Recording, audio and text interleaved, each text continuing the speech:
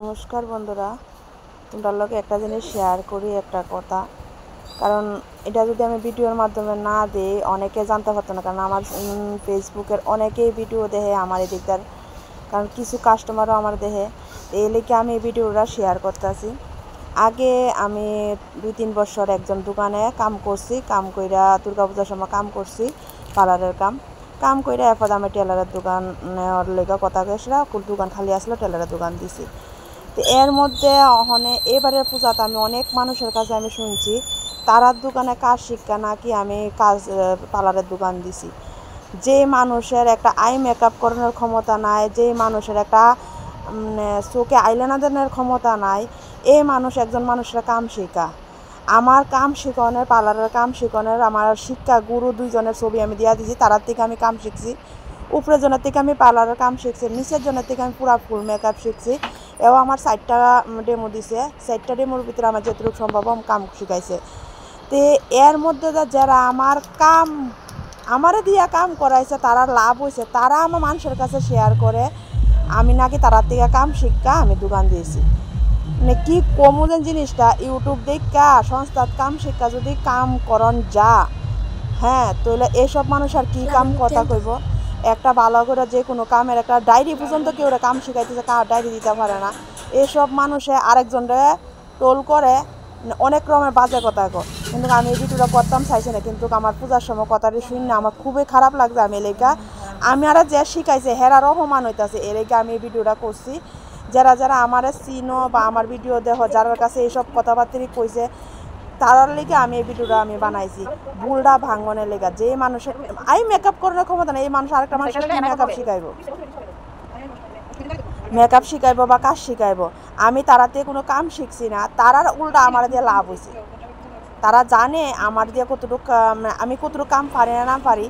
একটা মানুষের প্রতি যদি ঘৃণা খারাপ ভাবনা থাকে, হ্যাঁ, আমি কুত্তাদের রাস্তাতে আইটা যায়, আমি কিন্তু চাই না, দরকার নাই তো। তারা তো এই কুত্তার সময় না আমি তারা করে ফেলাই রেখেছি, তাহলে তারার দিকে আমি ফিরে চাই না। তারার নামও আমি কেউ লোক করি না, আমার দোকানে কাস্টমার এলে তারার নামেও আমি কোনো কিছু করি না। তাহলে তারা আমার স্ট্যাটাসের থেকে দৌড়া, আমার রিলের থেকে দৌড়ে সব কিছুই দেয়, ইউটিউব কো ফেসবুক কো সব তারাই দেখতেছে। আর মানুষের কাছে বাজে বাজে বাজে বাজে কথা কইতেছে। এই লিগে আমি এই ভিডিওটা শুধু একটু বানাইছি। আর যদি ভুল কিচ্ছু কইয়া থাকি সবার কাছে আমি একটু ক্ষমা চাই। কিন্তু আমার সাংঘাতিক পূজার সময় কথাটা শুনে, কাস্টমারের কাছে কথাটা শুনে আমার রাগ উঠছে।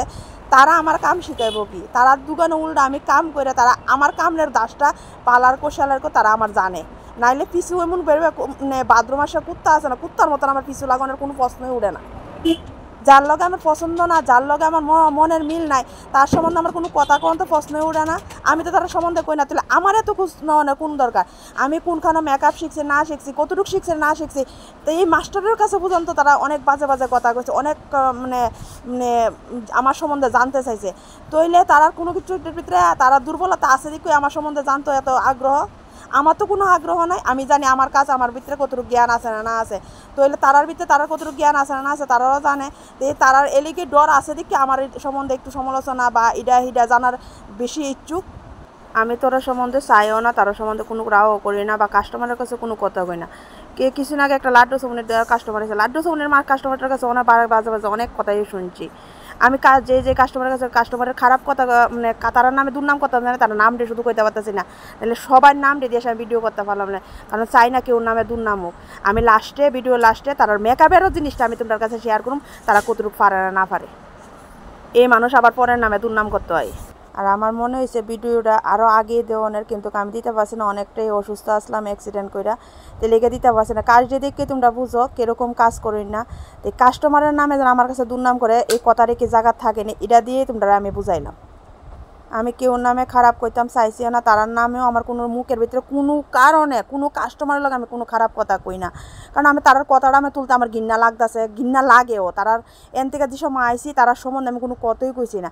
তারপরও তারা উজ্জা কাস্টমারের কাছে এটা খুঁজলো, এটা খুঁজলো, হিটার খুঁজলো, এটা খুঁজলো, এর কাস্টমারের কাছে বাজে কথা, আমার দোকানের শিলি বালানা ইয়ে বালানা অনেক বাজে বাজে কথা শূন্য চুপ করেছে। কিন্তু এবারকার পূজার ভিতরে আমি কথাটা শুনে সাংঘাতিক খারাপ লাগছে।